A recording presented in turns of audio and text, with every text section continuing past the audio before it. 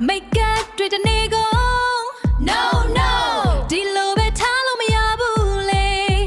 You know, a sin is in it, dancing light. Let's go. A tire chilling wimpa.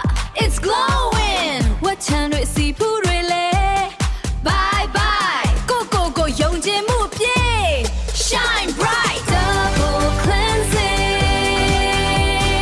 Yeah. Double cleansing.